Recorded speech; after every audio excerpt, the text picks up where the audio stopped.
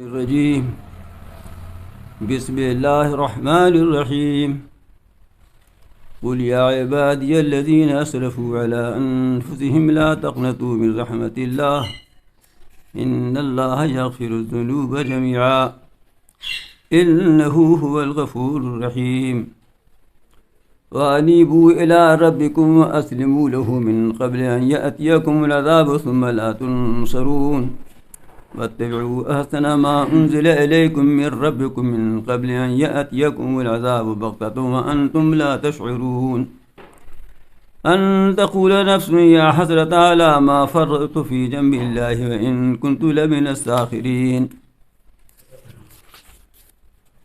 أو تقول لو أن الله هداني لكنت من المتقين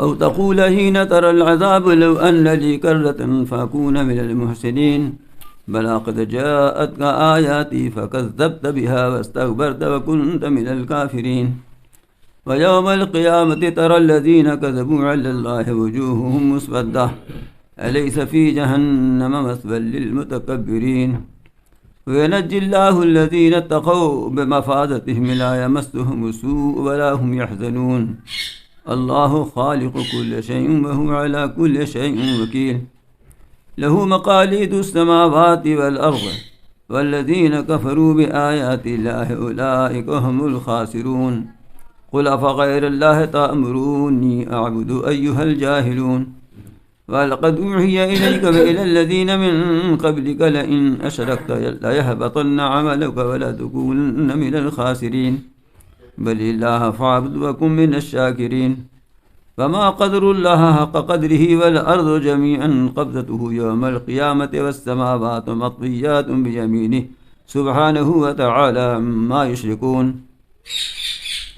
ونفخ في الصور فصعق من في السماوات ومن في الأرض إلا من شاء الله ثم نفخ فيه أخرى فإذا هم قيام ينظرون وأشرقت الأرض بنور ربها ووضع الكتاب وجيء بالنبيين والشهداء وقضي بينهم بالحق وهم لا يظلمون ووفيت كل نفس ما عملت وهو أعلم بما يفعلون وسيق الذين كفروا إلى جهنم زمرا حتى إذا جاءوها فتحت أبوابها وقال لهم خزنتها لم يأتكم رسل منكم يتلون عليكم آيات ربكم ينذرونكم لقاء يومكم هذا قالوا بلى ولكن حقت كلمة العذاب على الكافرين قيل ادخلوا أبواب جهنم خالدين فيها فبئس مثوى المتكبرين وسيق الذين اتقوا ربهم إلى الجنة زمرا حتى إذا جاءوها فتحت أبوابها وقال لهم خزنتها سلام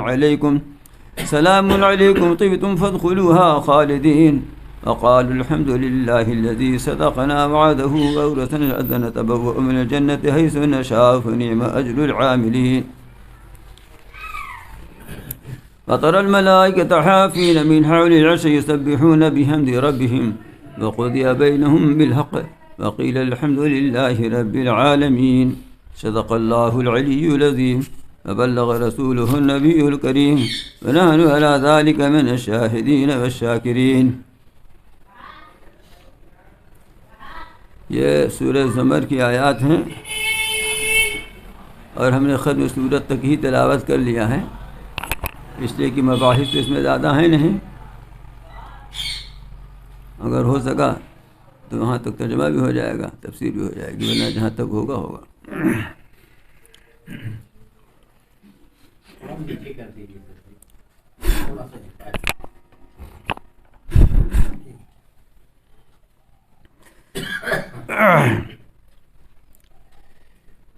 اس صورت میں ابھی تک جو مضامین بیان ہو رہے تھے وہ کفار اور مشرکین کو توحید کی دعوت اور تعلیم کے ساتھ ساتھ اس کے نہ ماننے پر اور پیغمبر صلی اللہ علیہ وسلم کے جھلانے پر وعید اور دھمکیاں، عذاب کا تذکرہ تھا. اب اس کے بعد آج جہاں سے تلاوت کی گئی ہے آیت، یہاں سے اہل ایمان پر اللہ کے فضل و رحمت و کرم کا تذکرہ ہے. یہ ربط اور جوڑ امام راضی علیہ الرحمہ نے لکھا ہے اور بالکل واضح ہے۔ کچھ لوگ ایسے تھے کہ ان کو رسول اللہ صلی اللہ علیہ وسلم کی دعوت، آپ کی باتیں، قرآن مجید کی آیات سن کر خیال ہوا کہ ان کا پیغام تو بہت اچھا ہے، دعوت ان کی بہت اچھی ہے، لیکن اس کے ساتھ ہی یہ بھی خیال ہوا کہ ہم لوگوں نے اتنا گناہ کیا ہے، کثرت سے قتل کیا ہے، کثرت سے بدکاریاں کی ہیں، اس کے بعد بھی اگر ہم اسلام قبول کریں گے تو کیا ہمارا گناہ دھل جائے گا، توبہ قبول ہو جائے گی؟ یہ کئی لوگ تھے، انہوں نے خود دربار رسالت میں آپ صلی اللہ علیہ وسلم میں حاضر ہو کر یا کسی سے کہلا کر، دونوں ہی طرح کی روایتیں ہیں، کسی شک شبہ جیسے میں بیان کر رہا ہوں ایسی لکھا ہے روایات میں، تو وہ یہ سوال حضور اکرم صلی اللہ علیہ وسلم کی خدمت میں پیش کیا ان لوگوں نے۔ یہ ایک روایت ہے، مختلف واقعات اسی طرح کے ہیں۔ مثلا وحشی بن حرب جو قاتل حمزہ رضی اللہ تعالیٰ عنہ، انہوں نے اسلام قبول کرنا چاہا تو انہوں نے بھی یہی اشکال پیش کیا، بلکہ ایک روایت تو ایسی ہے، امام قرطبی نے لکھی ہے کہ حضور اکرم صلی اللہ علیہ وسلم کی خدمت میں حاضر ہو گئے، ان کے تو مارنے کا حکم تھا، اور یہ عرض کیا کہ میں آپ کی پناہ چاہتا ہوں، آپ کے جوار چاہتا ہوں۔ یہ عرب کا دستور تھا، کسی نے پناہ دے دیا پھر ہے چاہے دشمنی ہو وہ، اور کلام سننا چاہتا ہوں۔ تو آپ نے ارشاد فرمایا تمہارا پناہ تو کسی کے یہاں مجھے منظور نہیں تھا، لیکن اب میری ہی پناہ چاہ رہے ہو تو ہے۔ اور سنو، تو انہوں نے بھی یہی کہا کہ ایک گناہ تو وہی تھا حضرت حمزہ کی شہادت کا، اس کے علاوہ کتنوں کو قتل کیا تھا، کتنی بدکاریاں تھیں، زناکاریاں تھیں۔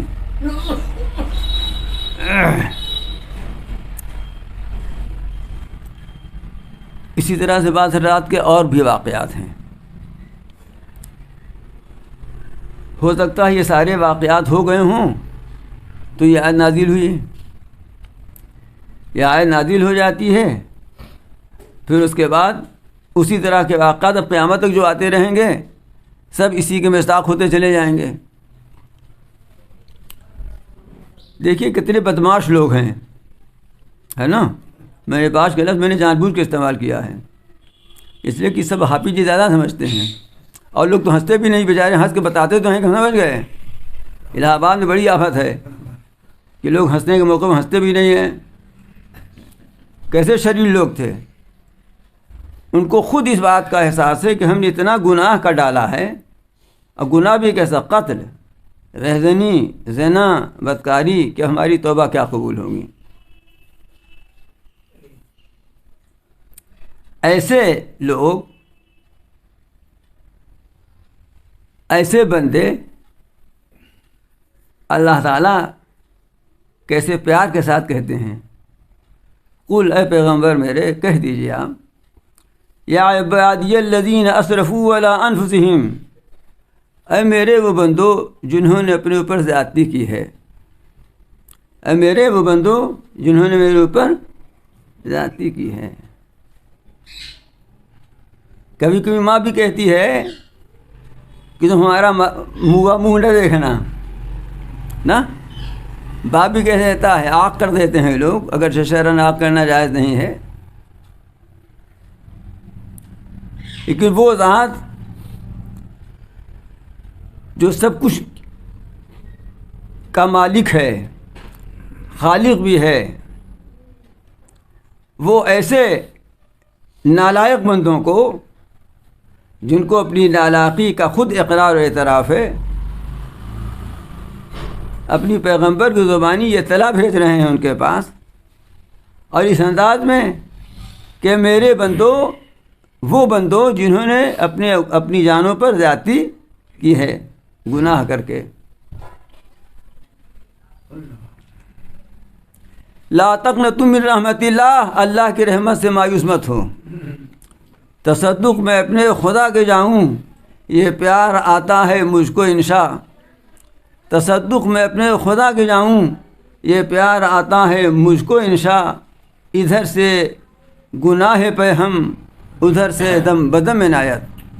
ادھر سے گناہ پہ ہم ادھر سے دم بدم عنایت.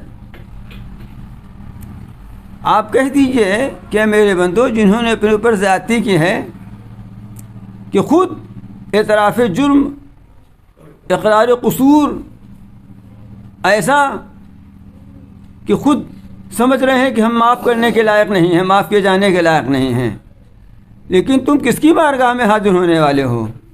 وہ ہے کہ لا تقنطوا من رحمت اللہ، اللہ کی رحمت سے مایوس مت. ان اللہ یغفر الذنوب جميعا، یقیناً اللہ تعالیٰ تمام گناہوں کو معاف کر دیتا ہے. جب اس نے کفر کو معاف کر دیا جب توبہ کرتا ہے، جب وہ شرک کو معاف کر دیتا ہے جب توبہ کرتا ہے کوئی، کہ اس سے بڑھ کر کوئی گناہ ہی نہیں ہے، تو ان سب کو معاف کر دے گا. رسول پاک صلی اللہ علیہ وسلم نے ارشاد فرمایا ان الاسلام یہدر ما کان قبلہ، اسلام اپنے سے پہلے تمام گناہوں کو منہدم کر دیتا ہے، ڈھا دیتا ہے.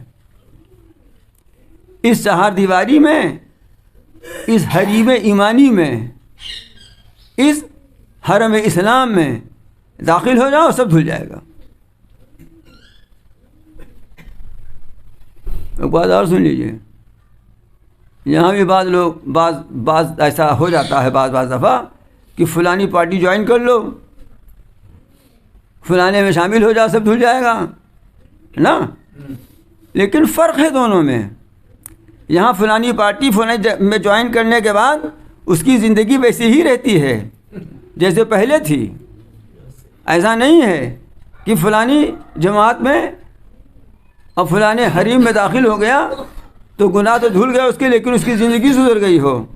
لیکن حرم ایمانی اور حریم اسلام کا معاملہ یہ ہے کہ یہاں جب کوئی داخل ہوتا ہے اور اللہ معاف کرتا ہے تو اس کی ناپاک زندگی پاکی میں تبدیل ہو جاتی ہے، اس کی شرارتیں شرافت میں تبدیل ہو جاتی ہیں، اس کی ظلمتیں انوار سے بھر جاتی ہیں، اس کی اندھیریاں روشنی میں تبدیل ہو جاتی ہیں. وہ جو کل تک کالا دل لگتا تھا آج اس کی دل میں اجالا ہو جاتا ہے، زندگی بدل جاتی ہے اس کی. یہ فرق وہ ہے جس کو سب کھلی آنکھ سے دیکھ سکتے ہیں. یہ میں نے اس لیے عرض کر دیا کہ ہو سکتا ہے آپ لوگ ذہین آدمی بھائی پڑھے لکھے کافی ہے A to Z، اس لیے کسی کے ذہن میں اشکال آ گیا ہو. خاص طور سے ہمارے جاوید بھائی بہت ذہین آدمی ہیں، پتہ نہیں ان کے ذہن کون اشکال آج بڑی آفت رہتی ہے، ان سے بہت ڈرتا ہوں میں.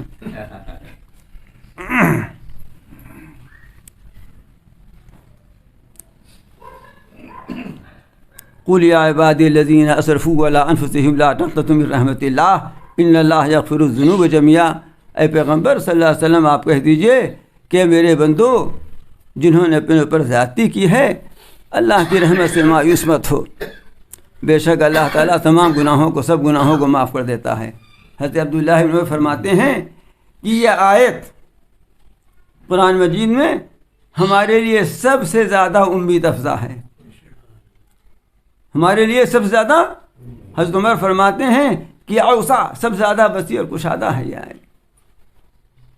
ایک وسیع میدان بارگاہ خداوندی کی رحمت سے استفادہ کرنے کا ہی نہیں بلکہ شرابور ہونے کا فراہم کرتی ہے آیت. گناہ کرو لیکن توبہ کر لو. انہ هو الغفور الرحیم، بے شک وہ بڑا معاف کرنے والا ہے، بڑا مہربان ہے. کل ایک لڑکا مجھ سے پوچھنے لگا جو اللہ کا طالب علم ہے، بڑا ذہین ہے لیکن بہت نیک ہے ماشاءاللہ. اب وہ باتیں دین کی ہوتی ہی رہتی ہیں، تو جیسے مسجد سے نکلا میں اب ظہر بعد یا اثر بعد تو اس نے پکڑا مجھے، پوچھنے لگا جی گناہ کے بعد توبہ کریں پھر گناہ ہو جائے، پھر توبہ کریں پھر گناہ ہو جائے، پھر توبہ کریں پھر گناہ ہو جائے، پھر توبہ اللہ معاف کر دیں گے. یہ بتا اس لیے رہا ہوں کہ سمجھنی چاہیے اس کی حقیقت کو. میں نے کہا ہاں گناہ کرو پھر توبہ کرو، گناہ کرو پھر توبہ کرتے رہو، اللہ میں معاف کرتے رہیں گے، لیکن ایک شرط کے ساتھ۔ یہی شرط سنانے کے لیے یہ بات آپ کے سامنے چھیڑی ہے۔ وہ شرط یہ ہے کہ گناہ کر کے جب توبہ کر رہے تھے تو یہ ارادہ پھر نہ ہو توبہ کرنے کا، وہ گناہ کرنے کا ارادہ یہ ہے کہ نہ کریں گے، تب ہے یہ کمزوری ہے پھر۔ لیکن اگر توبہ بھی کر رہے ہیں اور یہ بھی ارادہ ہے کہ چلو کر لیتے ہیں، توبہ کرتے، تب وہ توبہ ہی نہیں ہے، تب تو وہ توبہ ہی نہیں ہے۔ یہ استغفار، یہ توبہ خود لائق استغفار و توبہ ہے۔ تو اللہ کا دربار بڑا وسیع ہے، وہ تو ایسا ہے کہ اس دنیا کی نعمتوں سے اپنے دشمنوں کو بھی فائدہ اٹھانے کا موقع دیتا ہے، اور خوب موقع دیتا ہے، اس لیے کہ دنیا کی اس کے اندر کوئی قدر و قیمت ہی، اس کے نزدیک دنیا کی کوئی قدر و قیمت نہیں ہے۔ بس یہ آیت نازل ہونی تھی کہ سب نے اسلام قبول کر لیا اور اسلام کے دامن رحمت میں آ گئے۔ وَأَنِيبُوا إِلَىٰ رَبِّكُمْ وَأَسْلِمُوا لَهُ، اور اپنے رب کی طرف رجوع ہو جاؤ۔ پہلا کام تو یہ ہے کہ رحمت سے مایوسی مت ہو، اللہ کی رحمت سے مایوسی مت ہو۔ دنیا کے معاملات میں بھی اللہ کی رحمت سے مایوس ہونے کا کوئی سوال نہیں ہے جی، اور آخرت کے معاملے میں تو 100% اسی پہ بھروسہ ہے، کوئی اسباب بھی ہمارے پاس نہیں ہے۔ لیکن دنیا کے معاملے بھی رحمت و خداوندی سے مایوسی کی کوئی وجہ مومن کے لیے نہیں ہے۔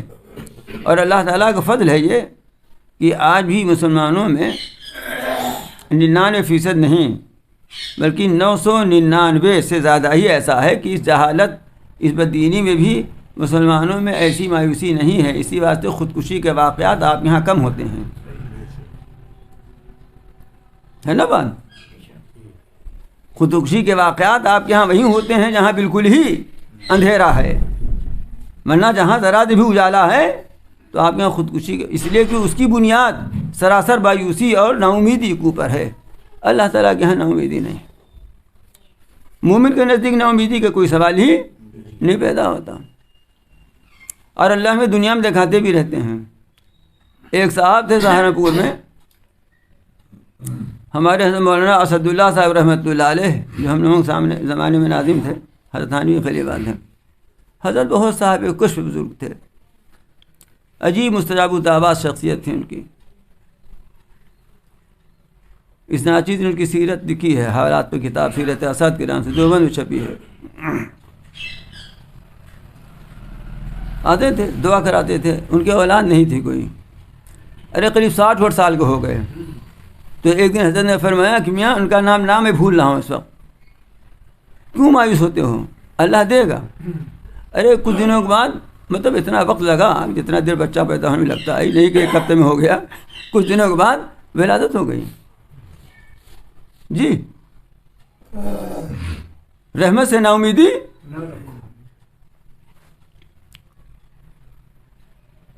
اسی طرح سے، میں تو میوزیم میں رہتا ہوں نا، میں اس کو میوزیم ہی کہتا ہوں۔ بعض لڑکے ایسے تھے، یہ ماسٹر عبد الرحمان خان بیٹھے ہوئے ہیں،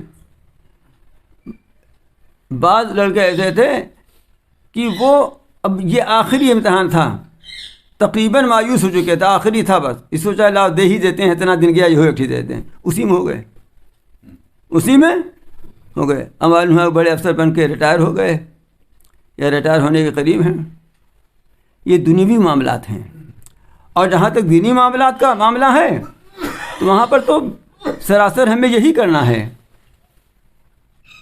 کہ اللہ تعالیٰ کی رحمت ہی سے امیدوار رہنا ہے، اس لیے کہ ہمارا وضو بھی صحیح ہو رہا ہے کہ نہیں ہو رہا ہے۔ نماز کا نمبر تو وضو کے بعد آئے گا نا، ہمارا وضو بھی صحیح ہو رہا ہے کہ نہیں ہو رہا ہے، اس لیے کہ آدھا استنجا خانے میں، آدھا پیجامے میں رہ جاتا ہے، لوگوں کو اس کی اس طرف دھیان اور اس طرف خیال ہی نہیں ہے۔ تو نماز بھی ہو رہی کہ نہیں ہو رہی ہے، ادا زکوٰۃ میں نیت کیسی ہے، حج کرنے جا رہے ہیں، عمرہ کرنے جا رہے ہیں آج کے لوگ، کچھ بات سمجھ شریف میں آ رہی ہے؟ یہ سب ان کا فضل ہے، قبول کر لیں تو بہت دولت ہمارے پاس ہے، اور اگر رد کر دیں تو بالکل ہم مفلس و قلاش ہیں. یہ تو ان کے قبول کرنے پر معاملہ ہے، اس لیے کہ ہم جو کچھ ان کی بارگاہ میں پیش کرنا چاہتے ہیں وہ قبول کرنے کے لائق تو ہے نہیں، وہ قبول کرنے کے لائق نہیں ہے. اب وہ محض اپنے فضل سے قبول فرما لیتے ہیں تو ہم مالدار ہو گئے آخرت کے. اور اگر ہمارے ساتھ خدا نخواستہ عدل والا معاملہ ہوا تو ہم سے بڑھ کر کون مفلس ہے؟ کون مفلس ہے؟ ایک لطیفہ سن لیجیے. ایک صاحب ہیں اسی الہ آباد شریف میں، ان کا اہل تشیع سے بڑا دوستانہ تعلق ہے. تو مجھ سے ایک دن بتانے لگے کہ ایک اہل تشیع میں سے ایک صاحب سے مناظرہ ہو رہا تھا، بحث ہو رہی تھی، دوستانہ بحث تھی، دوستی تھی. لیکن اس سے پہلے ایک مسئلہ سن لیجیے. ہم لوگوں کا عقیدہ یہ ہے کہ اللہ تعالیٰ کے اوپر عدل واجب نہیں ہے. ذرا غور سے سنیے گا تاکہ سمجھ میں آ جائے. نہیں ذرا سے بھی آپ بے التفاتی کریں گے تو ریل کھسک جائے گی. ہم تمام مسلمانوں اہل سنت جماعت کا عقیدہ یہ ہے کہ اللہ تعالیٰ کے اوپر عدل واجب، عدل معنی انصاف کرنا، واجب نہیں ہے. آپ کی سمجھ میں بات آتی نہ ہوگی کہ صاحب اللہ کو کیوں نہیں واجب ہے نا، ابھی آ جائے گی سمجھ میں. اور شیعوں کا اور معتزلہ کا عقیدہ یہ ہے کہ اللہ تعالیٰ کے اوپر عدل کرنا واجب ہے. بات سمجھ میں آئی؟ اب آپ کو بظاہر یہی لگتا ہوگا کہ انہی کا عقیدہ صحیح لگ رہا ہے، لیکن ابھی مثال سمجھاؤں گا تو بات سمجھ میں آئے گی. آپ نے 2 مزدور صبح پکڑ کے لے آئے وہاں چوراہے سے، طے کر لیا کہ شام تک کام کرنا ہے، 500 روپیہ مزدوری ہے. بات سمجھ میں آ گئی نا؟ جب کام کر کے وہ جانے لگے تو آپ نے 500 روپیہ ایک مزدور کو دے دیا. یہ عدل ہے نا، اس لیے کہ یہ طے ہوا تھا. اور اگر 500 کے بجائے اس کو 400 دیتے، 450 دیتے تو یہ خلاف عدل ہوتا، ظلم ہوتا نا. بات سمجھ میں آئی؟ دوسرا مزدور جو تھا اس کو آپ نے 500 دیا اور ایک کمبل بھی دے دیا، بہت اچھا تھا، جو 5000 کا تھا. بات سمجھ میں آئی؟ تو اس کو کمبل بھی دیا، اس کو نہیں دیا. تو کیا یہ اس کے اوپر ظلم ہے؟ اور کیا اس کے ساتھ عدل کے خلاف ہے؟ یہ عدل کے ساتھ اس کے ساتھ آپ نے فضل کا بھی معاملہ کیا ہے. عدل کے ساتھ اس کے ساتھ آپ نے فضل کا بھی معاملہ. بات سمجھ شریف میں آ گئی؟ وہ کہتے ہیں عدل واجب ہونے کا مطلب یہ ہے کہ اس کو 500 دیا، اسی کو 500 ہوتے ہیں، کمبل نہ دیں اس کو. بات سمجھ میں آئی نا؟ کہہ دیا کمبل اس کو، بھائی ہم کو نہیں دیا، ہمارا کمبل ہم جس کو چاہیں دیں. آپ سے کیا مطلب؟ آپ کا جتنا حق ہے اس میں تو کمی نہیں کی نا ہم نے. بات سمجھ شریف میں آئی؟ اب آپ کی سمجھ میں آ گیا ہوگا کہ اہل سنت جماعت کا عقیدہ صحیح ہے اور ان کا عقیدہ گڑبڑ ہے. وہ کہتے ہیں نہیں اس کو بھی کمبل نہ دیں، 500 دیں اس کو بھی. بات سمجھ شریف میں آ گئی؟ تو وہ کہہ رہا تھا عدل واجب ہے، عدل واجب مان نہیں رہا تھا. تو ہم سے کہنے لگے، میں نے ہاتھ اٹھایا کہ اللہ جب روز محشر ہو تو ہمارے ساتھ اپنے فضل کا معاملہ کرنا، لیکن ان کے ساتھ عدل ہی کا معاملہ کرنا. ارے کیا کہہ رہے ہو؟ میں کیا کہہ رہے ہو؟ کہا تم ہی تو کہہ رہے ہو نا عدل واجب ہے. ارے بھائی ہمارے ساتھ اگر اللہ نے عدل والا معاملہ کیا تو ہم تو کہیں گے نہ رہ جائیں گے نا. اس لیے کہ نہ ہماری نماز جیسی ہے، نہ ہمارا وضو جیسا ہے، نہ ہماری طہارت جیسی ہے. ہم ہیں کس لائق؟ کچھ بات سمجھ شریف میں آئی؟ آپ لوگ ہنسے ہیں تو ہم سمجھ گئے، کچھ سمجھ گئے ہیں، ورنہ نہ ہنستے. تو قل یا عباد الذین اسرفوا علی انفسہم لا تقنطوا من رحمت اللہ، اے پیغمبر صلی اللہ علیہ وسلم کہہ دیجئے کہ میرے وہ بندوں جنہوں نے اپنے ظلم کیا ہے اللہ کی رحمت سے مایوس مت ہو. بے شک اللہ تمام گناہوں کو معاف کر دیتا ہے، وہ بڑا معاف کرنے والا، معافی کرنے والا نہیں بلکہ بہت رحم کرنے والا ہے. آئی بات سمجھ میں نا؟ معاف کرنا تو یہ جو قصور کیا تھا معاف کر دیا، جاؤ اپنا، سزا نہ دیں گے. رحم کرنا ہے، آؤ لڈو بھی کھلاتے ہیں. معاف تو کیا ہی تھا قصور کہ ڈنڈا نہ پڑے گا اب، لیکن رحم بھی کر رہے ہیں، یعنی لڈو بھی کھلا رہے ہیں، اپنی نعمتوں سے بھی سرفراز کر رہے ہیں. لیکن مایوس نہ ہونے کے بعد کچھ کرنا بھی ہے تمہیں. صرف مایوس نہ ہونا ہی کافی نہیں ہے، وہ کرنا یہ ہے کہ منیبو الی ربکم، اپنے رب کی طرف رجوع ہو جاؤ. اب توبہ کر لو، اب کفر سے توبہ کر لو، شرک سے توبہ کر لو، اور اگر ایمان والے پہلے سے تھے اور کبیرہ گناہوں میں مبتلا ہو، یہ بھی ایک قول ہے کہ اس سے مراد کبیرہ گناہ ہے، بڑی بحث کی ہے اس پر مفسرین نے، کبیرہ گناہوں میں مبتلا تھے، صغیرہ گناہوں پر اصرار ہے، بار بار کیے جا رہے ہو، تو اب اس اللہ کی رحمت سے مایوس نہ ہو، لیکن اب رجوع کر لو۔ اسی کو میں نے کہا تھا کہ یہاں بھی دھل جاتا ہے، وہاں بھی دھلتا ہے، لیکن دونوں میں فرق ہے، یہاں دھلنے کے بعد زندگی اور دشت ہو جاتی ہے، اور وہاں دھلنے کے بعد زندگی صاف و شفاف اور اجالی ہو جاتی ہے۔ وَأَنِيبُوا إِلَىٰ رَبِّكُمْ، اور اپنے رب کی طرف رجوع ہو جاؤ، وَأَسْلِمُوا، اور اس کی فرما برداری اختیار کر لو، اس سے پہلے کہ تمہارے پاس عذاب آ جائے، پھر تمہاری مدد نہ کی جا سکے گی۔ جب عذاب آ جائے گا، عذاب کب آ جائے گا؟ یا تو آخرت میں آ جائے گا، دنیا بھی آ جاتا ہے، اور موت کے وقت تو فیصلہ ہو ہی جانا ہے۔ اور پھر اس سب کی نشانی اور علامت کہ تم نے اللہ کی طرف رجوع کر لیا ہے، تم نے اس کی فرما برداری اختیار کر لی ہے، اس کی علامت، اس کی نشانی یا اس کی دلیل کیا ہے؟ وَاتَّبِعُوا أَحْسَنَ مَا أُنزِلَ إِلَيْكُم مِّن رَّبِّكُمْ، اور اچھی سے اچھی بات جو تمہاری طرف نازل کی گئی ہے تمہارے رب کی طرف سے، اس کی پیروی کرو۔ اب وہ اچھی بات کون سی ہے؟ قرآن کی بات، جو قرآن تمہارے رب کی طرف سے تم پر نازل، تمہاری طرف بھیجا جا رہا ہے بواسطہ پیغمبر صلی اللہ علیہ وسلم کے، اس کی اچھی اچھی باتوں پر، اس کی سب باتیں اچھی ہیں، اس کی پیروی کرو۔ من قبل ان یأتیکم العذاب بغتۃ وانتم لا تشعرون، اس سے پہلے کہ تم پر عذاب اچانک آ پڑے اور تمہیں خبر بھی نہ ہو۔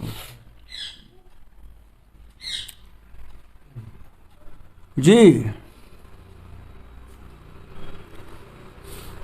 اصل مخاطب تو کفار ہیں، مشرکین ہیں، لیکن اہل کبائر بھی ہیں، مسلمانوں میں جو کبائر گناہوں کے ارتکاب کرنے والے بھی ہیں۔ کہہ رہے ہیں کہ عذاب اچانک آ جانے سے پہلے، مطلب یہ کہ عذاب اچانک آتا ہے اور خبر بھی نہیں ہوتی۔ اگر حج فرض ہو چکا ہے تو اسی سال چلے جاؤ، ٹالو مت کہ لڑکی کی شادی کر لیں، ریٹائرمنٹ ہو جائے تب جائیں گے۔ پتہ نہیں ریٹائرمنٹ ہونے کی نوبت آوے کہ نہ آوے۔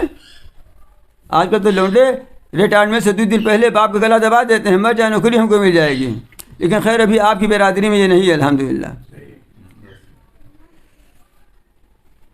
لیکن غیروں کے ہیں ابھی چل رہا ہے۔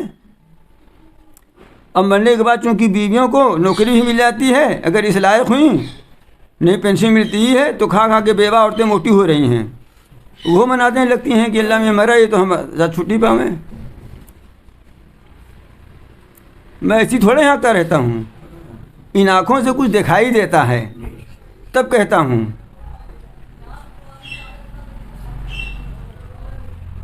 اقبال بھائی کچھ سمجھ رہے ہیں آپ؟ یہ سوچتے ہوں کہ اسی بکاتے رہتے ہیں، یہ کچھ دیکھتا ہوں تب کہتا ہوں۔ عذاب اچانک آتا ہے، اس لیے اگر حج فرض ہے تو کر لو، کوشش کر لو نا۔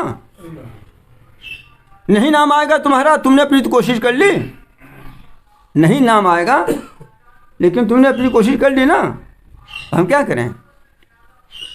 ہمیں جتنی ہمارے اندر قوت ہے اتنی کوشش کر لینی چاہیے، اس کے بعد اللہ کے حوالے ہے۔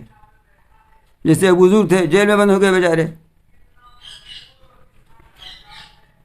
تو اب جمعہ کے دن وہ نہا دھو کر جو کپڑا رہتا تھا وہاں پہن کر کے جیل میں جہاں تک آنے کی اجازت تھی وہاں تک آتے تھے، اور کہتے اللہ میں یہاں تک میرے اختیار میں تھا، آگے نہیں ہے، میں یہاں تک آ گیا۔ یہ سب واقعات ہمارے سبق لینے کے لیے ہیں۔ کیا تک ہے؟ ایک اقسام مجھ سے کہہ رہے تھے فجر میں مسجد نہ جایا کرو، ابھی عمر مسجد جانے کے فجر میں نہیں ہے، احتیاط کرنا چاہیے۔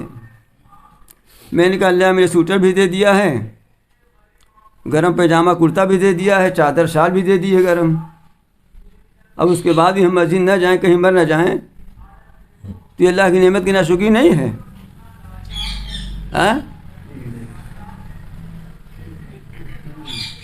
بات سمجھ میں آئی؟ یہ کیوں سنا رہا ہوں آپ کو؟ اپنی بزرگی بتانے کے لیے تھوڑی سنا رہا ہوں، اس لیے سنا رہا ہوں کہ جوانوں کے حال بڑے سو رہے ہیں. اللہ کی نعمت کی ناشکری نہیں ہے. گرم پانی موجود ہے ہر گھر میں آج کل. ارے ہر گھر میں نہ صحیح لیکن دستیاب تو کر سکتے ہیں نا. جمعہ کو ہمارے یہاں پانی نہیں تھا. اصل میں ٹیوب ویل خراب ہو گیا, وہ ٹرانسفارمر بول گیا. ظاہر بات ہے, تو بجلی نہیں تو پانی کہاں. پانی اتنا بھی نہیں تھا کہ تو تین چار لڑکے ہمارے یہاں آئے بیچارے. ہمارے ایک دوست نے مغوناتھ بھنجن سے کچھ ہدیہ بھیجا تھا جس میں کھانے کا سامان تھا. بھی جی میں بتاؤں گا نہیں کیا کیا تھا. اب میں نے ان سموں سے کہہ دیا بھائی دیکھو آج پانی اتنا بھی نہیں میں تم لوگوں کو چائے پلاؤں, چائے ادھار ہے. یعنی واقعی اتنا پانی نہیں تھا. گھر میں ہمارے کہنے لگی, میں نماز پڑھ کے آیا کہ نماز کیسے کریں, بس تیمم کر لیں. میں نے کہا ابھی تیمم مسئلہ یہاں نہیں ہے, ابھی تو کرنل گنج میں کٹرا میں کہیں نہ کہیں پانی مل جائے گا نا, جوار لگاتے ہیں. عرض کرنے کا منشا یہ ہے کہ سب کچھ انتظام ہے لیکن نمازیں فوت ہو رہی ہیں. جماعت ہی نہیں, نمازیں بھی کہ اللہ تعالیٰ کی نعمت کی ناشکری نہیں ہے. پڑھ لو, پتہ نہیں کہ اچانک کیا ہو جائے, فالج گر جائے, بنا اسٹاک ہو جائے, ہارڈ اسٹاک. ہاں لوگوں کو گھنٹہ ڈیڑھ گھنٹہ زیادہ موقع اس سردی میں نہیں ملا ہے. اچھے خاصے لوگوں کو کس دھوکے میں پڑے ہوئے ہو. اللہ تعالیٰ فرمانے بغتتاً, بغتتاً کے معنی اچانک. تمہارے رب کی طرف سے تمہارے پاس جو بہتر سے بہتر اچھی سے اچھی چیز نازل کی گئی ہے اس کی پیروی کرو, اس سے پہلے کہ تمہارے پاس عذاب اچانک آ جائے. یہ سب اچانک ہوتا ہے. وہ بھی عذاب اچانک آئے گا, لیکن یہ اچانک کی جو میں مثالیں آپ کے سامنے پیش کر رہا ہوں کیا ہے, یہ مثالیں نہیں ہیں صحیح. وہاں تم لا تشعرون, تمہیں خبر بھی نہ ہو. اور کہاں ہمیں خبر ہوتی ہے. معلوم ہے رات میں سوئے تو صبح پیشاب نہیں ہو پا رہا ہے, اینٹ رہے ہیں. نہیں ہوتا ایسا, اچانک ہی تو ہوتا ہے نا. تو قبل اس کے کی سب نوبت آئے, جتنا کچھ کمانا ہو کما لو.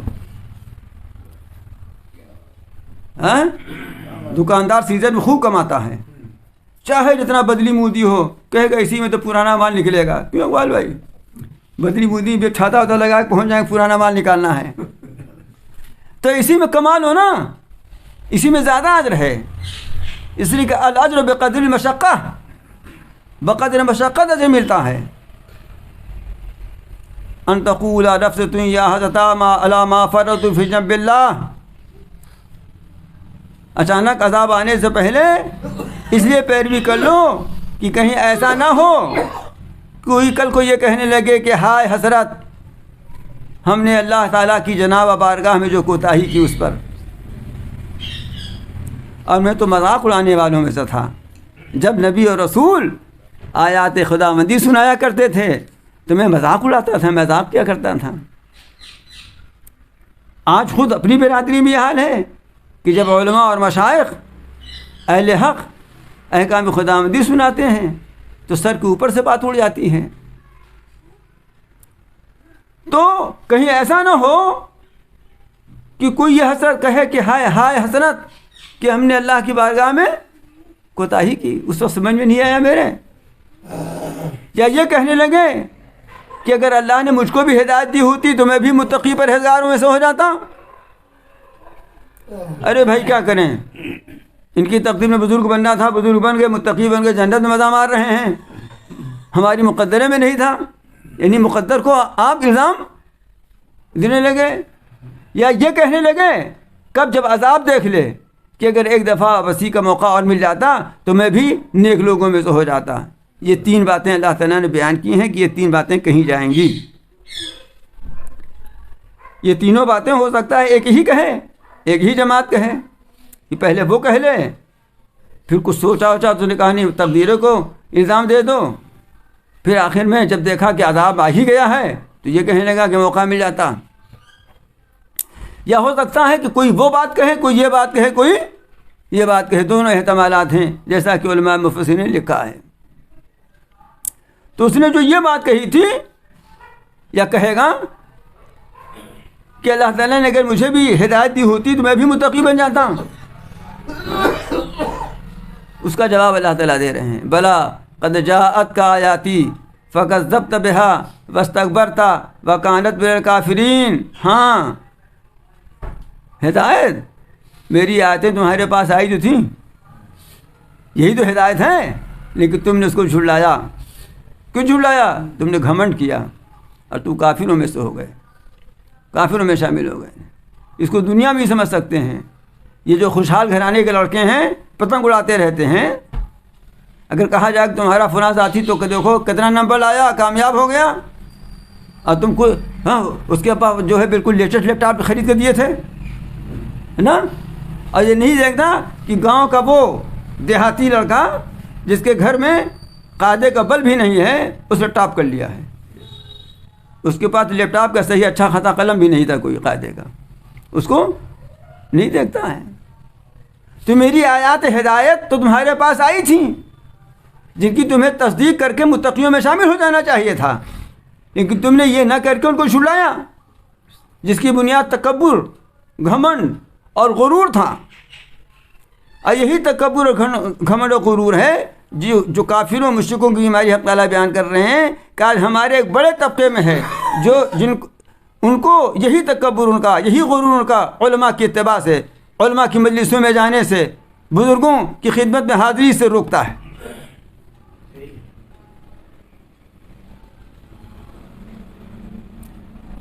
تو تم تو کافروں میں شامل ہو گئے تھے اس وقت جب اللہ تعالیٰ نے موقع دیا تھا، عنایت فرمایا تھا، ہدایت کا دروازہ تمہارے کھول دیا تھا، اور آج تم یہ کہہ رہے ہو. تو اس کے پہلے ہمیں اپنے لیے راہ عمل متعین کر لینا چاہیے. اور دیکھیے اللہ کا فضل ہے کہ ہمارے لیے راہ عمل تو متعین ہے، وہ ہمیں ڈھونڈنا نہیں ہے، بس چلنا ہے. ہمیں تو صرف چلنا ہے. وَيَوْمَ الْقِيَامَةِ تَرَى الَّذِينَ كَذَبُوا عَلَى اللَّهِ وَظُلْمُ الصِّدَّةِ. اور قیامت کے دن تم دیکھو گے ان لوگوں کو جو اللہ پر جھوٹا الزام لگا رہے ہیں. جھوٹا الزام کیا لگا رہے ہیں؟ کہ اللہ تعالیٰ تو واحد ہے، اس کا شریک قرار دے رہے ہیں. تو جھوٹا الزام ہے نا یہ. یا اللہ تعالیٰ نے اپنے نبیوں کو بھیجا ہے تو بجائے ان کی تصدیق کرنے کی ان کی تکذیب کر رہے ہیں. تو کیا دیکھو گے ایسے لوگوں کا کہ ان کے چہرے سیاہ ہیں. امام راضی نے لکھا ہے کہ دل کا اندھیرا چہرے پر آ جائے گا. انہوں نے جو کچھ لکھا ہے اس کا محاصر یہی ہے کہ اصل میں تو ان کا دل سیاہ ہے، لیکن اس دن یہ دل کی سیاہی چہرے بھی آ جائے گی. اور حقیقت یہ ہے کہ ایک درجے میں اس دل کی سیاہی چہرے سے آج بھی نظر آتی ہے، دل کی نورانیت بھی چہرے سے آج بھی نظر آتی ہے. اس میں آدمی کے گورا کالا ہونے کا کوئی فرق نہیں پڑتا. اگر کوئی حبشی ہے، افریقی ہے، اور دل اس کا روشن منور ہے تو اس کے چہرے سے وہ اجالا معلوم ہوگا. اور کوئی یورپین امریکن ہو اور بہت ہی برف کی طرح سفید ہو اور دل کالا ہے تو اس سفیدی میں بھی سیاہی نظر آئے گی. کہ مرد حقانی کی پیشانی کا نور کب چھپا رہتا ہے پیشے ذی شعور. تری الذین یوم القیامت تری الذین کذبوا علی اللہ وجوہہم مسودہ. اور قیامت کے دن تم دیکھو گے ان لوگوں کو جنہوں نے اللہ پہ جھوٹا الزام لگایا ہے کہ ان کے چہرے سیاہ ہیں، کالے ہیں.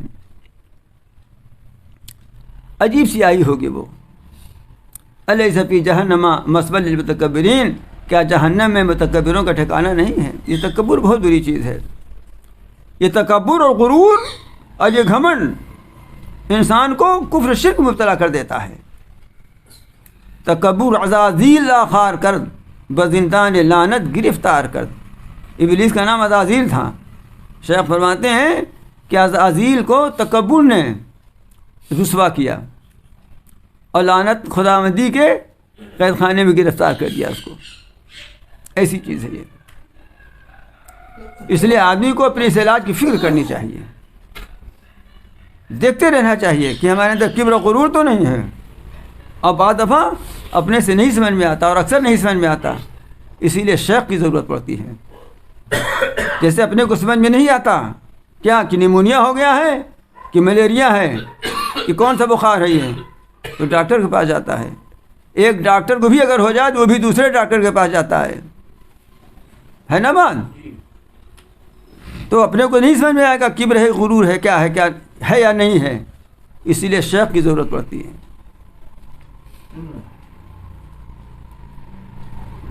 جب تک قیامت ہے نہ آئے گی، جب تک دنیا قائم ہے اور اسلام اور قرآن موجود ہے، اس وقت تک سب سلسلہ بھی چلتا رہے گا. کم زیادہ ہونا الگ بات ہے، مراتب کا فرق ہو جانا الگ بات ہے. وَيُنَجِّي اللَّهُ الَّذِينَ اتَّقَوْا بِمَفَازَتِهِمْ لَا يَمَسُّهُمُ السُّوءُ وَلَا هُمْ يَحْزَنُونَ. تو ایک طرف یہ بتایا کہ جو اللہ پر جھوٹ باندھنے والے ہیں، شرک اور کفر مبتلا ہیں، نبی کی تصدیق نہیں کرتے، تکذیب کرتے ہیں، قرآن کے احکام کو نہیں مانتے، ان کے چہرے سیاہ ہوں گے، جہنم ان کا ٹھکانہ ہوگا. اب تصویر کا دوسرا رخ اگلی آیت میں، اور اللہ نجات دے دے گا ان لوگوں کو جو اللہ کی نافرمانی سے بچتے رہتے ہیں، ان کی کامیابی کے ساتھ. اس طرح نجات ہوگی، کامیابی ساتھ ساتھ لگی ہوگی. لا یمسہم السوء، ان کو برائی چھوئے گی بھی نہیں. ولا ہم یحزنون، اور نہ وہ غمگین ہوں گے. اس لیے کہ وہ ایسی جنت پہ پہنچ جائیں گے، ایسی جگہ پہنچ جائیں گے جہاں حزن و غم کا کوئی سوال ہی نہیں ہے. وہ حزن و غم کی دنیا ہی نہیں ہے. وہاں ناگوار خاطر اور بار خاطر کوئی چیز ہی نہیں ہے. اللہ خالق کل شیء وهو علی کل شیء وکیل. اللہ تعالیٰ ہر چیز کا پیدا کرنے والا ہے اور وہ ہر چیز کا نگہبان ہے.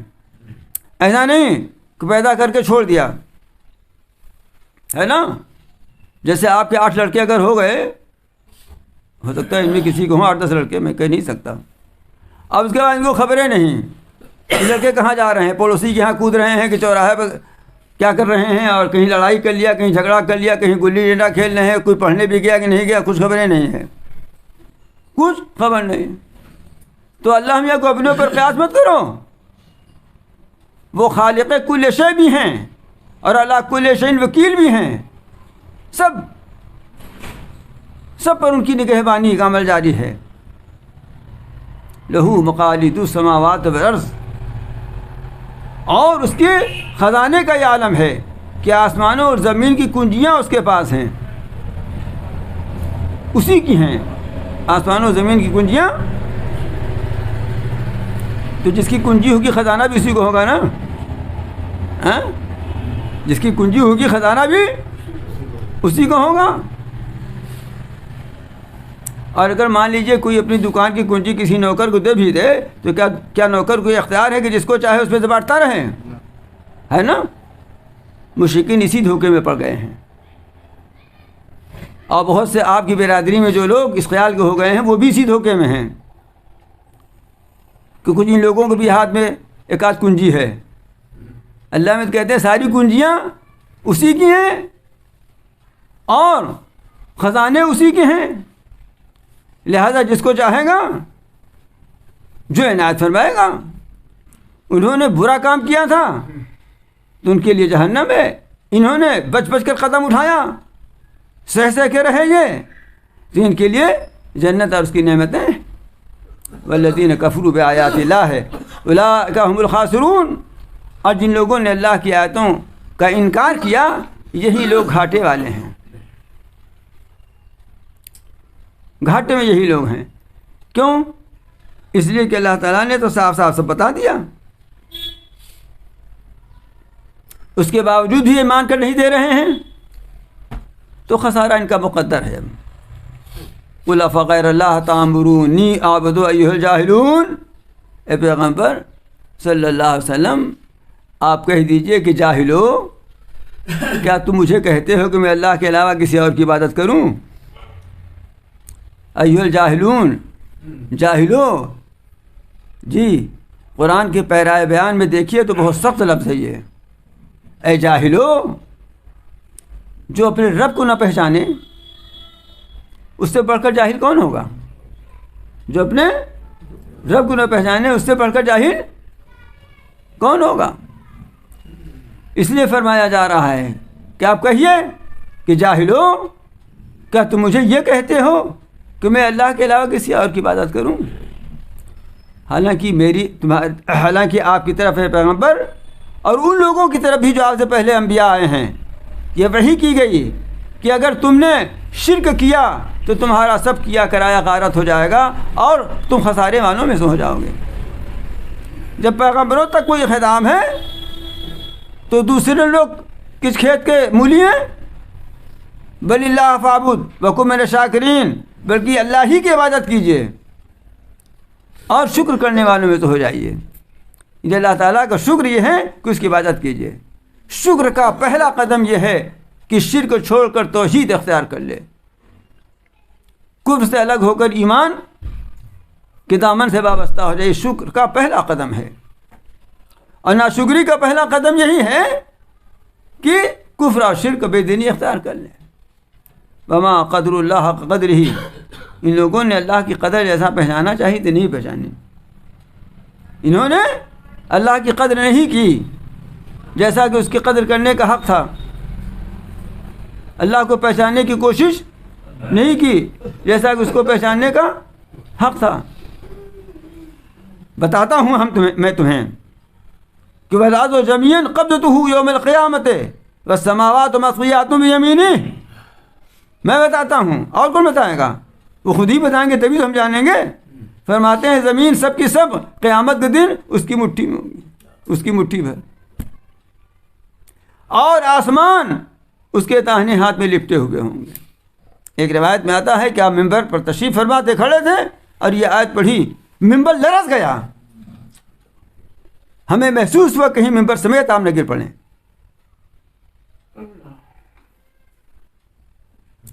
انہوں نے اللہ کی جیسی قدر کرنی چاہیے تو نہیں کی، پہچانا نہیں اس کے مقام کو۔ بتاؤں، زمین سب کی سب قیامت کے دن اس کی مٹھی میں، آسمان سب لپٹے ہوئے جیسے کاغذ کا رول لپٹا ہوا ہوتا ہے اس کے داہنے ہاتھ میں۔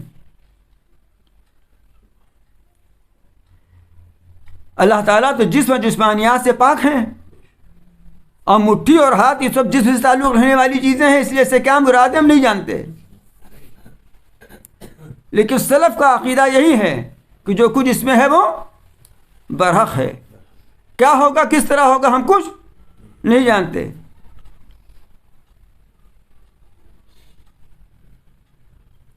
ہمارے علم کا تو یہ حال ہے کہ آج صبح ایک صاحب کا فون آیا، اب میں ادھر سے بول رہا ہوں تو پتہ نہیں کیا کہہ رہے تھے وہ، میں نے کہا کیا ہو رہا ہے؟ کچھ دیر کے بعد خیر بات ہوئی، کہنے کہ ہینک ہے، کیا کہتے ہیں ہمیں خان صاحب؟ ہاں کہنے ہینک ہو گیا، تو وہی کہہ رہا تھا ہینک ہو گیا۔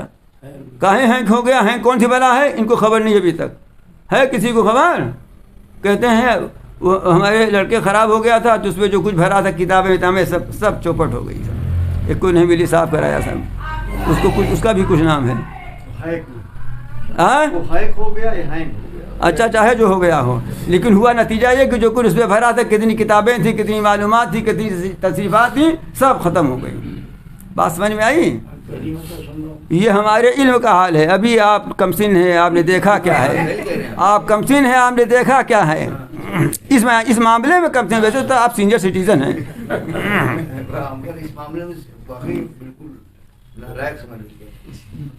سمجھا آپ نے؟ تم جو موبائل جیب میں لیے رہتے ہیں اس کی حقیقت سے تو واقف نہیں ہو، تو ہم اس کی حقیقت سے کیسے واقف ہو سکتے ہیں کہ مٹھی سے کیا مراد ہے، دائیں ہاتھ سے کیا مراد ہے؟ پوری ساری زمین مٹھی میں ہوگی، آسمان کاغذ کے رول کی طرح لپٹا ہوا داہنے ہاتھ میں ہوگا باری تعالیٰ کے، لیکن چونکہ وہ جسم و جسمانیات سے پاک ہے اس واسطے آگے خود ہی فرما دیا فوراً سبحانہ، وہ پاک ہے۔ تم کہیں تمثیل ترسیم کے چکر میں نہ پڑ جانا، وہ پاک ہے، ہر طرح کے نقائص، عیوب، کمزوریوں، مثالوں، نظیروں سے پاک ہے، اس لیے بے مثال ہے، بے نظیر ہے۔ وَتَعَالَىٰ مَا يُشْرِكُونَ، اور یہ جو شرک کیا کرتے ہیں اسے وہ برتر و بالا ہے۔ یہ ہے اس کا معاملہ۔ تو یہ بھی بتا دیا کہ اس کی قدرت کیسی ہے، لیکن یہ بھی بتا دیا کہیں مٹھیے نہ سمجھ آنا تم، وہی چیزوں سے پاک اور برتر اور بالا ہے۔ وہ تو ہمارے سمجھانے کے لیے کہہ رہے ہیں نا، کہتے ہیں ہماری مٹھی میں فلاں ہے۔ وَنُفِخَ فِي الصُّورِ، سور میں پھونکا جائے گا، جس کو حضرت اسرافیل لیے بیٹھے ہیں منہ میں دبائے آج بھی۔ پس جو آسمانوں میں ہیں اور جو زمین میں ہیں سب کے سب بے ہوش ہو جائیں گے، سب کے ہوش اڑ جائیں گے۔ فَصَعِقَ مَن فِي السَّمَاوَاتِ وَمَن فِي الْأَرْضِ إِلَّا مَن شَاءَ اللَّهُ، جب سور میں پھونکا جائے گا تو جو آسمانوں میں ہیں جو زمین میں ہیں سب کو ہوش اڑ جائیں گے، مگر جن کو اللہ چاہے ان کے ہوش اس وقت نہ اڑیں گے۔ یہ پہلا سور ہے۔ جب پہلی دفعہ سور پھونکا جائے گا تو جو زندہ ہیں وہ بے ہوش ہو جائیں گے، جو پہلے سے مرے ہوئے ہیں وہ ان کے کچھ حرکت پیدا ہو جائے گی، مگر اللہ جن کو چاہے تو وہ بے ہوش نہیں ہوں گے۔ یہ کون لوگ ہیں اس سے مراد؟ جبرائیل، میکائیل، اسرافیل، عزرائیل، اور بعض حضرات نے فرمایا کہ حملۃ العرش بھی، وہ فرشتے جو عرش الہی اٹھائے ہوئے ہیں وہ بھی ہیں۔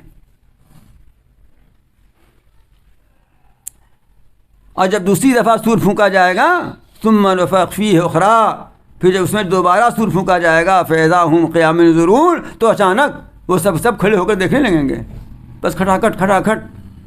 معلوم ہے یہ قبرستان سے اللہ پور سے چلے آ رہے ہیں، وہ کالا ڈاڈا سے چلے آ رہے ہیں، وہاں سب دھکا دھک چلے آ رہے ہیں اچانک۔ تو نفخ سور سے، سور پھونکنے سے ان فرشتوں کو موت نہیں آئے گی، لیکن آئے گی موت ان کو بھی، یعنی چاروں میں بھی سب سے آخر میں ملک الموت کو موت آئے گی۔ وَأَشْرَقَتِ الْأَرْضُ بِنُورِ رَبِّهَا، اب اس کے بعد جب سب حشر میں جمع ہو جائیں گے تو ساری زمین اپنے رب کے نور سے روشن ہو جائے گی۔ وہ تجلی الہی جب حق تعالیٰ کی خاص تجلی اس زمین پر نازل ہوگی فیصلہ کرنے کے لیے اپنے بندوں کے درمیان، تو ساری زمین روشن ہو جائے گی۔ کس طرح روشن ہو جائے گی ہمیں کچھ پتہ نہیں، علماء لکھتے ہیں بلا کیف تجلی سے روشن ہو جائے گی۔ بلا کیف کا مطلب یہ ہے کہ روشنی نظر آ رہی ہے نا ہمیں، ابھی یہ بلب نکال کر کے دوسرا لگا دو جس میں پیلی پیلی روشنی ہوتی ہے تو روشنی دوسری طرح ہو جائے گی، پھر کوئی رنگین لگا تو رنگین ہو جائے گی۔ یہ دودھ کی طرح ہے نا، یہ سب کیف ہے، یہ سب کیفیتیں ہیں روشنی کی، لیکن اس وقت جو کیفیت ہوگی تجلی ربانی کی وہ بلا کیف ہوگی، کوئی کیفیت اس کی نہ ہوگی۔ ہم کیا سمجھ سکتے ہیں؟ وہ وضائل کتاب نامہ اعمال رکھ دیے جائیں گے، یہ وقت ہوگا نامہ اعمال رکھ دیے جائیں گے۔ وجیء بالنبیین والشہداء، نبیوں اور گواہوں کو بلایا جائے گا، سارے انبیاء گواہی دیں گے اپنی امتوں کے لیے، اور دوسرے گواہ کون ہیں؟ فرشتے، اور خود ہمارے ہاتھ پیر اور ہمارے اعضائے جسم، اور یہ امت محمدیہ دوسری امتوں کے لیے، یہ سب کے سب گواہ حاضر کیے جائیں گے، اس لیے کہ فیصلہ ہونے جا رہا ہے نا، مقدمہ چلے گا۔ حق تعالیٰ کو اختیار ہے کہ بلا مقدمہ چلائے ہوئے فیصلہ کر دیں، لیکن انہوں نے دنیا میں ایک ریت قائم کر رکھی تھی، اس لیے بندوں کو کچھ کہنے کا موقع نہ ملے، اس لیے مقدمے کی کارروائی بھی ہوگی، اسی واسطے گواہ بھی بلائے جائیں گے۔ وَقُضِیَ بَیْنَهُم بِالْحَقِّ، اور ان کے درمیان ٹھیک ٹھیک حق کے مطابق فیصلہ کر دیا جائے گا۔ وَهُمْ لَا يُظْلَمُونَ، اور ان پر کچھ بھی ظلم نہ کیا جائے گا کہ کسی نے برائی کم کی ہو اور سزا زیادہ مل جائے، یا کسی نے نیکی زیادہ کی ہو اور ثواب کم مل جائے، زیادہ تو مل جائے گا لیکن کم ثواب نہ ملے گا۔ وَوُفِّيَتْ كُلُّ نَفْسٍ مَا عَمِلَتْ، اور ہر جان کو جو اس نے کیا ہے پورا پورا بدلہ دے دیا جائے گا۔ کیسا وقت ہوگا وہ؟ یہ تنخواہ ملنے کی آخری ڈیٹ ہے۔ وَوُفِّيَتْ كُلُّ نَفْسٍ مَا عَمِلَتْ، اور ہر جان کو جو بھی اس نے کیا ہے اس کا پورا پورا بدلہ دے دیا جائے گا۔ وَهُوَ أَعْلَمُ بِمَا يَفْعَلُونَ، اب وہ خوب جانتا ہے جو کچھ یہ کرتے تھے لوگ، اس لیے کسی کمی بیشی کا کوئی سوال ہی نہیں پیدا ہوتا۔ اب جب فیصلہ ہو گیا اور پورا پورا سب بدلہ مل گیا، تب حکم ہوگا کہ ان کو ٹھکانے لگاؤ۔ ہاں صاحب، اب حکم ہوگا کہ ان کو ٹھکانے لگا دو، اس لیے کہ فیصلہ ہو چکا نا، تو اب کچہری سے دوسری جگہ بھیجنا ہے نا، یہ تو کچہری تھی، دوسری جگہ کہاں بھیجا جائے گا؟ وسیق الذین کفروا الی جہنم زمرا، کافروں کو ہکا کر ذلت اور رسوائی کے ساتھ جہنم کی طرف گروہ در گروہ لے جایا جائے گا۔ گروہ در گروہ کا مطلب یہ ہے کہ ایک طرح کے بدعمالی کرنے والوں کا ایک گروہ، سود خوروں کا ایک گروہ، بدکاروں کا ایک گروہ، گنڈوں کا ایک گروہ، بدماشوں کا ایک گروہ، چوروں کا ایک گروہ، ڈاکوؤں کا ایک گروہ، فلانے غیر اللہ کے پجاریوں کا کرو، فلانے غیر اللہ کے پجاریوں کا کرو. سب ایک ہی قسم کے تو نہیں ہے نا بدماش. ہاں جہنم میں وہ قید خانے میں بھی بیرکیں بنی ہوئی ہیں نا. تو گروہ گروہ بنایا جائے گا ان کافروں کو اور ان کو ذلت اور رسوائی کے ساتھ دھکے دے کر کے جہنم کی طرف لے جایا جائے گا.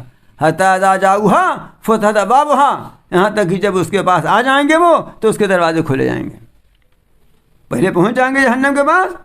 پہلے سے جب جیل میں لے جایا جاتا ہے تو اس کے استقبال کے لیے پہلے سے دروازہ کھلا رہتا ہے کیا؟ ہاں جب پہنچتا ہے وہاں وہ سپاہی وغیرہ لے کھڑے رہتے ہیں تب دروازہ کھلتا ہے، اور جیسے ہی کھلا ویسے ڈھکیلا اندر بند فوراً. تو اسی طرح یہ جہنمی لے جائے جائیں گے وہاں، اور اب دروازے کھولے جائیں گے.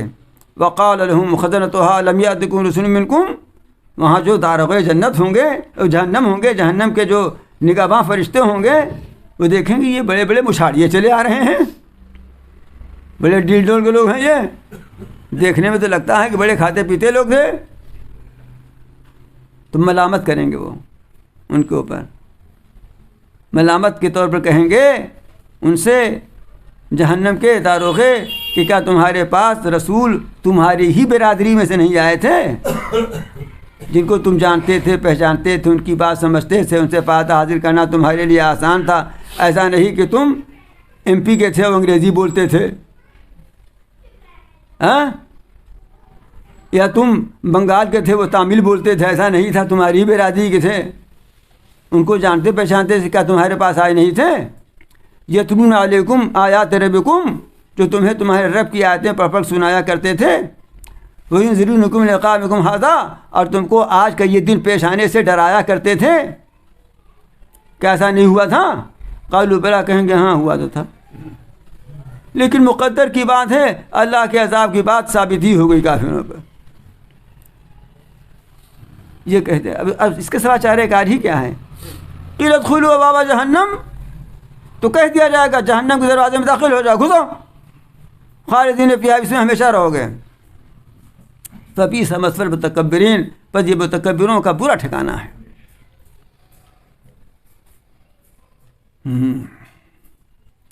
یہاں بڑے بنتے تھے نا، تکبر کرتے تھے، تو آج یہ ذلت اور رسوائی، اور ایسی ذلت اور رسوائی جو ہمیشہ والی ہے وہ دیکھنی پڑ رہی ہے. تصویر کا دوسرا رخ دیکھیے. وسیق الذین اتقوا ربهم الی الجنۃ زمرا،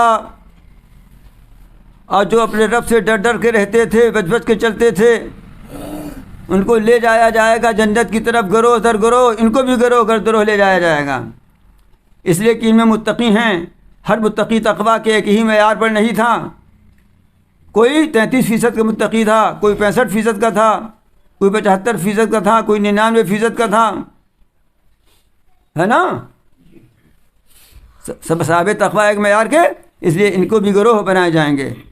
یہ ان کو 5 وقتہ ہیں، جو یہ اشراف کی پڑھتے تھے ان کو الگ کرو، یہ تہجد پڑھتے تھے ان کو الگ کرو، ہاں، یہ زکوٰۃ پائی پائی کے نکالتے تھے ان کو بھی الگ کرو. اس طرح کے لوگوں کو سب الگ الگ کیے جا رہے ہیں، گروہ بنایا جا رہا ہے. بات سبق شریف میں آئی.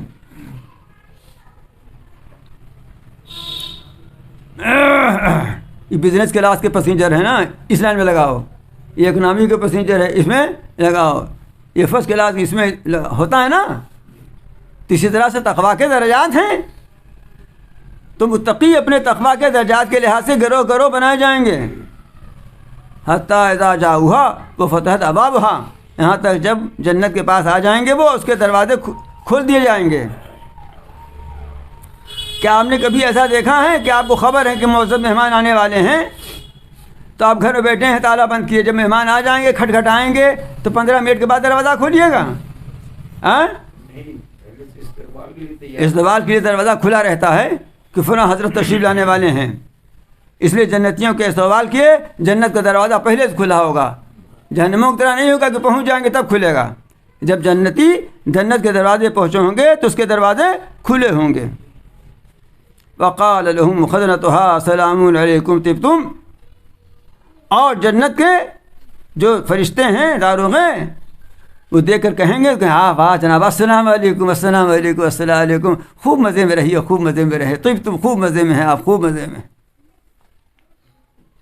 اس لیے کہ یہاں بڑی مار پٹائی ہوئی تھی بیچاروں کی نا دنیا میں، کبھی بھوکے رہ گئے تھے اور کبھی تو گھر میں سب کچھ تھا پھر بھی روزہ رہ گئے تھے گرمیوں میں اللہ کے نام پر، اللہ کو راضی کرنے کے لیے.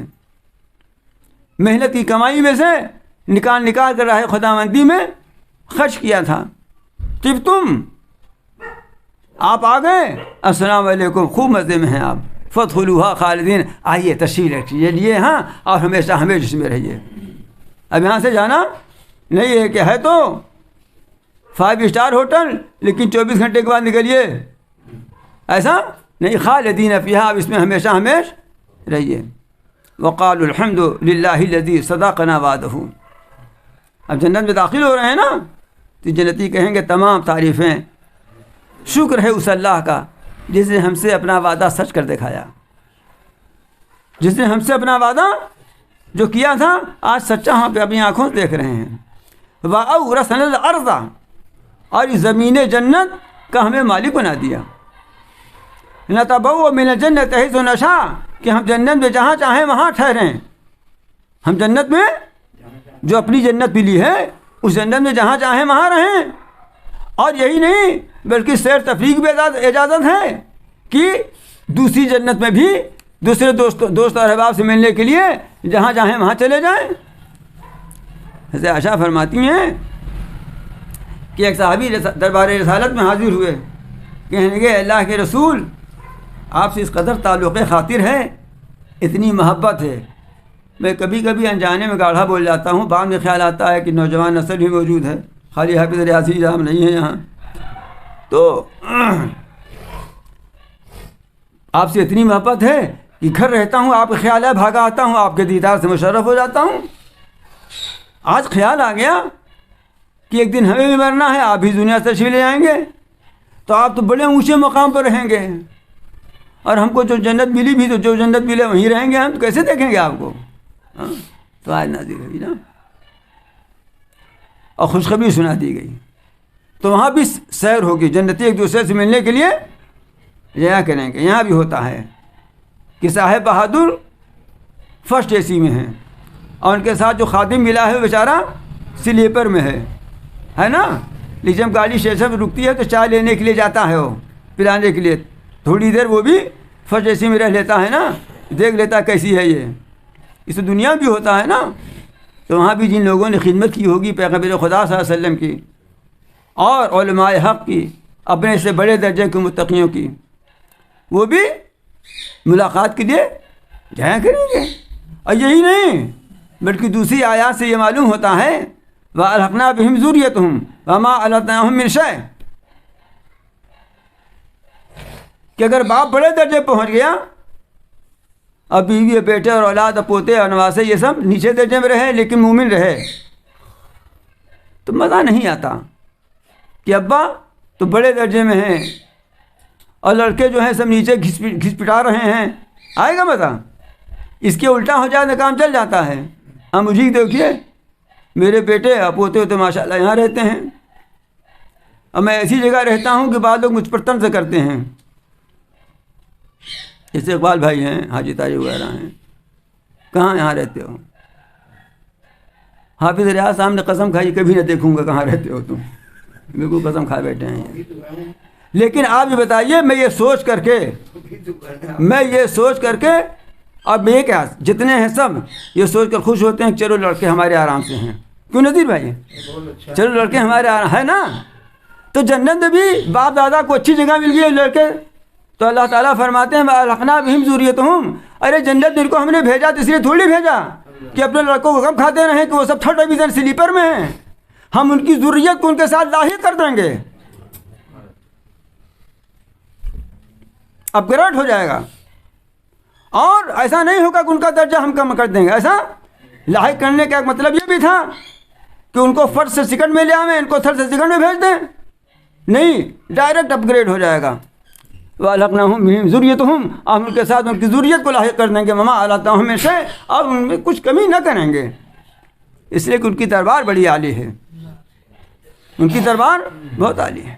تو وقالوا الحمد للہ الذی صدقنا وعدہ، کہیں گے تمام خوبیاں، تمام تعریفیں، تمام شکر اللہ ہی کا ہے جس نے ہم سے اپنا وعدہ سچ کر دکھایا، اور زمین جنت کا ہمیں مالک بنا دیا کہ جنت میں جہاں چاہیں ہم ٹھکانہ بنائیں۔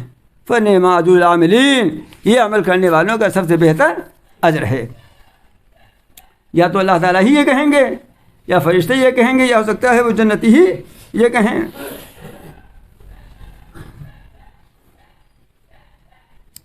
یہ سب بتا دینے کے بعد بروں کا انجام اور آخر میں اچھوں کا انجام بتا دینے کے بعد بطور خلاصہ کے حق تعالیٰ اپنے جلال و جبروت اور شان جمال و اکرام کو بھی بیان فرما رہے ہیں۔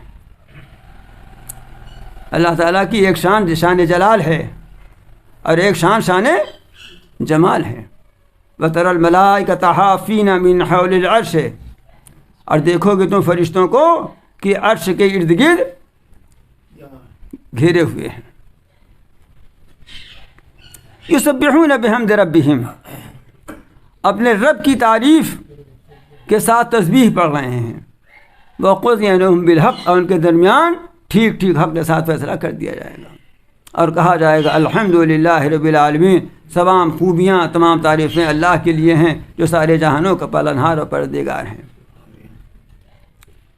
مومن کا ہر کام ابتدا میں بھی الحمد سے ہوتا ہے، شروعات میں بھی حمد اور آخر میں بھی حمد۔ شروع میں بھی کہا تھا الحمدللہ رب العالمین، اب آخر میں جب سب کچھ فیصلہ ہو گیا اور سب اپنے اپنے ٹھکانے پہنچ گئے تو یہاں بھی الحمدللہ ہے رب العالمین، حمد ہی سے ہماری شروعات ہے اور حمد ہی پر ہمارا خاتمہ ہے اور ہماری انتہا ہے۔ اللہ تعالی ہم سب کو اپنے زندگی کے لمحات کو اپنی حمد، تسبیح اور تقدیس میں گزارنے کی توفیق عطا فرمائے، اور یہ جو بہترین کلام نازل فرمایا ہے، اس کلام کی اتباع کی اور رسول برحق صلی اللہ علیہ وسلم سے جو اس کی تفسیر اور توضیح اور ہدایات ہمیں ملی ہیں، اللہ ان سب پر عمل پیرا ہونے کی اس طرح توفیق عطا فرمائے کہ اس کو محض اپنے فضل و کرم سے قبول بھی فرما لیں، ہمارے معاصی گناہوں کو معاف فرما کر اپنے فضل و کرم کا بلا استحقاق ہمیں درجہ عطا فرما لیں۔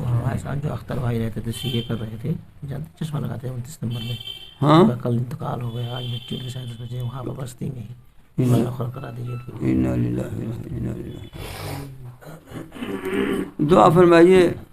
ہمارے ہاسٹل کے تھے سینئر ماسٹر صاحب کے ساتھیوں میں، ان کا انتقال ہو گیا، ابھی مٹی ہے بستی میں، انجینئر تھے نا، چارٹرڈ اکاؤنٹنٹ تھے۔ بہت موتیں واقع ہوئیں، سبھی کے لیے دعا کیجیے، 3 دفعہ قل اللہ شریف پڑھ لیجیے۔ ہاں میں آیا تھا، میں 3 دفعہ سورہ اخلاص پڑھ لیجیے اور وقت دیجیے تمام مرحومین کے لیے۔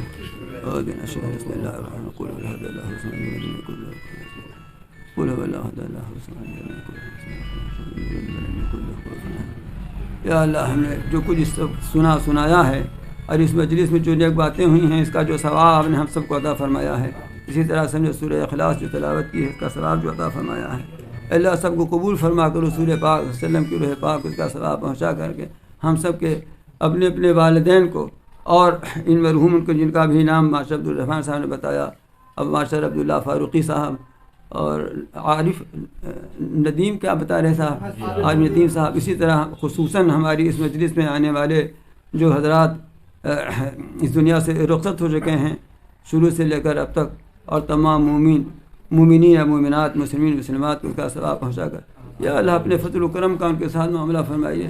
اللہ ہماری ان کے قصوروں اور گناہوں کو محض اپنے فضل و کرم سے، اپنے شان غفور الرحیم سے معاف فرما کر اللہ کروٹ کرنا جنت نصیب فرمائیے۔ ربنا اللہ ہمیں کئی احباب ایسے ہیں اور ان کی اولاد یا ان کے اہل تعلق ایسے ہیں جو بہت ہی سخت مرض میں مبتلا ہیں، اللہ ان کو اس مرض سے نجات عطا فرمائیے، صحت عاجلہ کاملہ دائمہ مستمرہ والقوت عطا فرمائیے۔